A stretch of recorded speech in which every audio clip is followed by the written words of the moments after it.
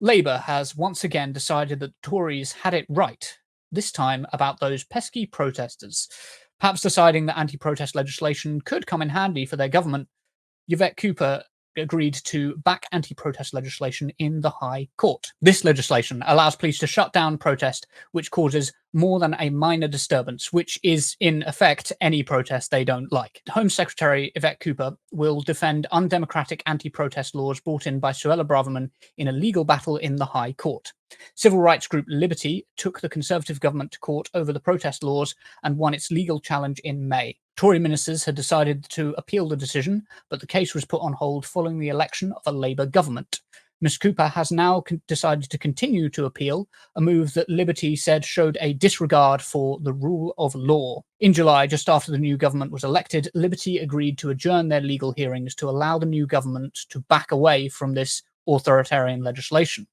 Speaking to The Guardian in July, Liberty lawyer Katie Watts said that the choice now facing the new Home Secretary is simple. Do you want to continue the legacy of the last government with their rule breaking and disrespect, or will you put into action your Attorney General's words and stop the abuse of secondary legislation? We hope today marks a new era of government, respect for our democracy, and we see this case dropped. Well, now they have their answer. Labour are sticking with the option that gives their government more power to brush dissenters away. Sarah, like me, I know you've attended a lot of protests. How do you feel about this move by Yvette Cooper? I mean, I would be very, very concerned. I mean, this is literally with what's been said. Could this actually be them trying to continue a past legacy with a government that we felt like didn't serve us? 14 years of austerity and 14 years where we felt like we lacked a bit of agency. I feel like this is really, really going to infringe upon our voices, and I think we can't underestimate the power of protest. But I understand where it's coming from now. I'm trying to be level-headed about this because I have attended many protests in my life before. But if we are, I think, infringing on people's like just like oil protesters when they were doing what they were doing on the motorways, I think that's where people come from. But I think we really need to focus on the democratic right to protest, because protests have served for a long time a really, really great benefit. And I can only name some of the protests that I've been to, but I will never forget when the incident, the unfortunate incident with Sarah Everard had happened, and a lot of us came together to try and like, talk about that, like protest against the fact that we need to be talking about violence against women and girls and vetting police officers more. Like, we cannot underestimate the disruption that this could cause to agency and voice. So I think it's slightly concerning if they do continue a past legacy from a Tory government.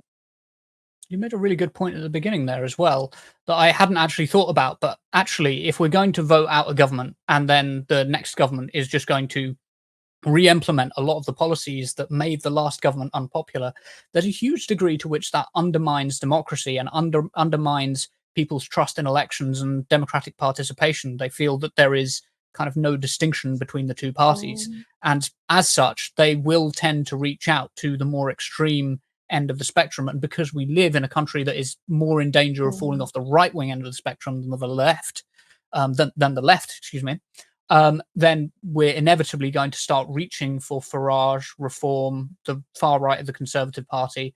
And I think that's a real danger in what we're like potentially putting on the table here, right?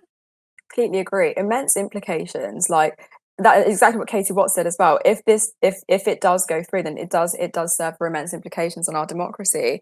And then also, I think we'd have to really interrogate the power that parliamentaries have and ministers have as well. Will we actually be able to have any sort of voice when it comes to discussing or speaking out about things that are directly impacting us? Probably not. If there's an undeniable amount of power that the ministers hold. So I don't know if this will go forward, but I mean, like I said earlier, one can only hope. There has to be some sort of resolution, I think, in this case. And I think historically, I think this is where history matters. We have to look at historical legacies, how protests have been very, very impactful, very, very useful, and the purposes that they've served that have been, I think, beneficial to our infrastructure and our society and our culture in Britain. And does it actually go against our British values, which people like to bang on about all the time, this whole idea of like rule of law and democracy, does it completely go against that? And I would argue that it probably does. There are many things that I think as a nation we are unhappy about. And if we don't protest and if we don't cause a slight bit of disruption, then our voices probably do not get heard. So, yeah. Yeah, on a kind of personal level, I don't know how you're feeling, but I do like hesitate when I think about going to protest now. It doesn't like fully stop me, but I am a little bit more hesitant when I think about going to a protest, particularly something big in London. If I'm thinking about Mm, going to something like that, I am a little bit more hesitant because I mean, those Just Stop Oil protesters, I know they were planning quite a disruptive style of protest, mm, but disruptive is the name of the game with protest, right? That's why this legislation is so harmful because anything above a minimum level of disruption is what is being penalized here. And if mm. if you're protesting, that is above a minimum level of disruption. And those Just Stop Oil protesters got 5 years in prison just for planning one. Like they Nice, didn't even do nice. it. It was just on a Zoom Exactly. call. Mm. So Yeah. concerning. That actually did frighten me. And I speak about this so often because when I think about the weight of their sentencing in comparison to sentences that do deserve a little bit more time, I'm like, there's clearly something wrong going on here. People do have a democratic right to voice their opinions, but maybe there should be levels to this. And this is something I do question quite often. Are there levels to a protest that need to be considered? Uh, yeah, I think if there's a high level of disruption, then maybe there needs to be something put in place. But this is where I think nuance does matter because there is a difference between a protest and a strike and a riot, and sometimes people use those terms interchangeably. But protests and strikes and walkouts are actually very very effective ways to demonstrate a cause. So I think if this does go forward, then we're undermining. I think we're undermining just the agency that we have as British people. So yeah, it is frightening. I haven't been to a protest in a while, only because I do fear that I would have to cover my face or something might have to happen. Not that I'm going to do anything like heinous, or abhorrent, but there is that fear because now they have given or the potential to give police more power when it comes to us doing things or demonstrating something. Like there is a fear there. So yeah, hopefully some Yeah. resolution. But this is the impact that this sort of legislation it has, and it's designed to have, and it's quite subtle actually. It's not like, I think when you think about authoritarian legislation, you think about, oh well, I'm living in 1984, and if I go out, then the Mm, secret police will come and find me, and they'll take me out and take me to arrest me for thought yeah. crimes or whatever it is. But Mm. I can't remember the name of the secret police in 1984. But I think they're just called the secret police. Like a Um, book. I but think they are it's called the not secret like police. that. Were they called the thought police? Can't remember. Thought Police, yeah, God, Thought now you're Police was testing one me. of them. Um, Yeah, yeah, you're but testing like me now. the reality, of course, it's not like that. It's the reality is it's much more subtle. It's just that Mm. hesitancy to try and stop you because you don't know if you might be the one who walks away from everything, or if you might be the one that the police decide to pick on. And this is the other thing about Mm. this legislation: it's putting massive powers in the hands of police groups, including the Metropolitan Police, who we know are institutionally racist and institutionally misogynistic. And it's more power with which to potentially abuse women and ethnic minorities. I Exactly. think that's got to be like part of it, No, you know? exactly, absolutely, and there needs to be I think there needs to be a level of outrage when it comes to that, and, this whole and this is exactly like what I talk about all the time. If we aren't viewing things through a lens of intersectionality, then we're not gonna realise how these things impact our most marginalised and our most silenced communities in the UK. So it is concerning, but if we are, and this is what I mean, like this whole like serious disruption, these are very, very loose definitions because what are we connoting with a disruption?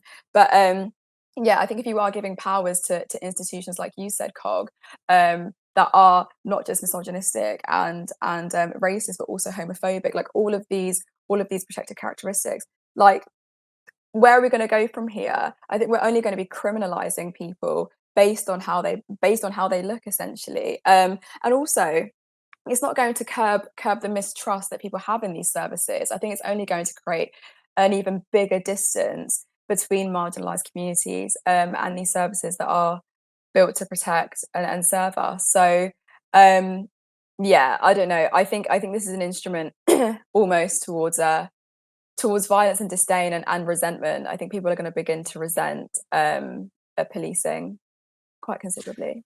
Yeah, I mean, what was the phrase? It was for a while there was that advice that was given out that was like, oh, you should flag down a bus because you can't trust the plate. Just what? Just the Yeah. most insane disconnect between the British public and the police, who are supposed to be the people who are there to protect us, Mm, to help make us feel safe. And for so many in this country, particularly as you say, particularly for the LGBT community, particularly for ethnic minorities, and particularly for women, they're just not doing that. They're no, just not doing absolutely that. not. And Completely it's agree. remarkable in debates, actually. It's remarkable, isn't it?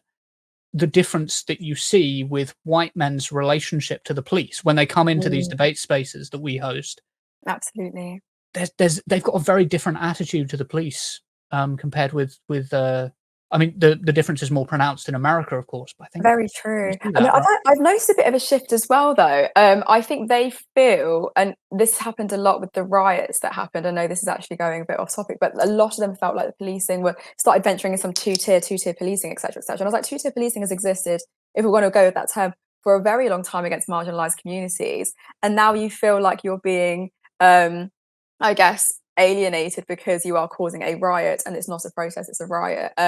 So there was, I think, yeah, there's a lack, I think, of empathy and humanity when it comes to people now throwing out this term two-tier policing when it's been happening to marginalised communities for as long as they can remember. The whole adultification of young black and brown boys, particularly, and um, just the criminalisation of people of colour, to use that term, an umbrella term. But yeah, I think there is, I yeah, I don't know, a bit of a disconnect there, a huge disconnect. And I've noticed it in these debates that we host sometimes. So yeah, it's a shame that they view the police in this way now, because we've been talking about it for a really long time. But yeah, I think the attitudes towards them, I think, will only serve to get worse if this actually Mm. goes forward. Yeah, on the two-tier policing system, of course, the far right will always view their enemies as both incredibly strong and too weak to be able to operate, and I think that's where that sort of modus operandi exists, because they're Mm, also conquerors, but they're also constant victims as a result of their absolutely. enemies being both strong and weak. S Absolutely. So well said. You're absolutely right. No, completely agree. And I can't even mm. add to that because that was so brilliantly said. It's so true. And it's not what I thought about. Absolutely. I think too much about these sorts of things. One more thing before we go on, though. So on the climate crisis, I think it was about 2014. Mm, Obama described this as the perfect problem because it's just slow enough that we don't have any urgency in order to react to it, but it's fast enough that it's going to catch up before our institutions can reasonably deal with it. Do you think there's also an angle here where Starmer's order politics is like careering us towards disaster because limiting the ability of people to criticize the government at a time like this? mm. Like, I think there's definitely a climate angle, right? Completely agree with you. Completely agree with you. And it actually inadvertently creates a bit of a power imbalance because if he is going to go forward with that sort of stuff, then again, our voices against those in power are almost diminished and silenced. So this is where we do need to start questioning their power and also their intentions behind going through with certain policies or legislations or bills that they want to put forward. But also, are we going to start venturing into a bit of a denial about the seriousness of certain certain things that are happening in our world and how it's impacting us on a daily basis? And that is a huge fear. I think in that way people will start the conspiracies will start brewing against the government, and it actually serves no purpose. I don't want the same mistakes and the same atrocities that happened with the Tory government to flourish and thrive, and manifest itself with this new Labour government. I think we all kind of are longing for a bit of a change and longing for truth, and confronting those head on rather than focusing on trying to diminish the right to protest or silencing that in some way or another, or like quoting it under serious disruption and all the rest of it. Um, it's just going to create a huge power imbalance, and I think that is just going to create a huge binary between the government and also between just people in general.